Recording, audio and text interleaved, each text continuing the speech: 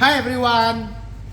Quick deal on a Saturday afternoon on this brand new, straight from dealership, Toyota Prado diesel.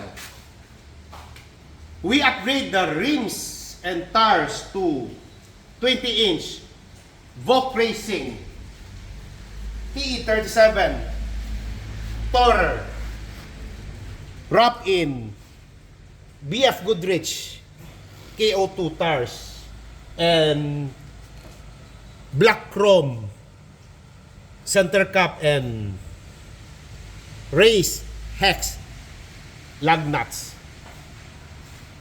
No fake shit. And also, we upgrade the horn. We're doing right now, we install 2 sets PIAA superior bass horn and sports horn. We'll do a sound check on the horn right now.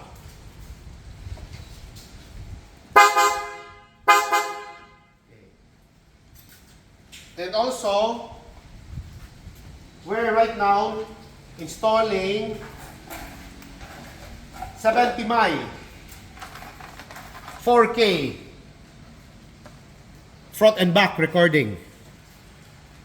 We're doing the wiring, ongoing wiring. This is the rear, for the rear cam. And also, we replace all the lights to LED, warm white on it. And also, we install HIPPOTECH Pro matting, front, second row, and the cargo side. And also, we install high power reverse LED. I'll go reverse and show you.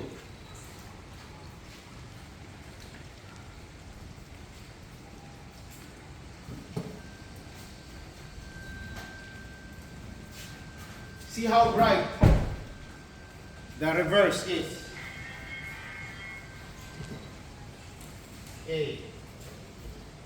Okay.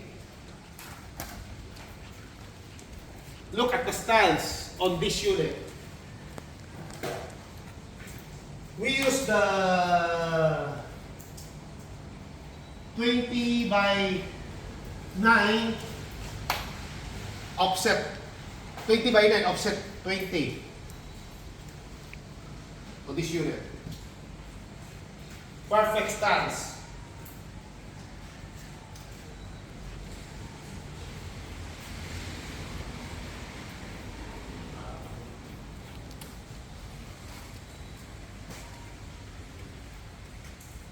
We have lots of Vogue Racing wheels on hand right now. Feel free to message me here at PRS. And also, please subscribe my YouTube channel at PRS Car Accessories and Services. Stay safe always, guys. Bye!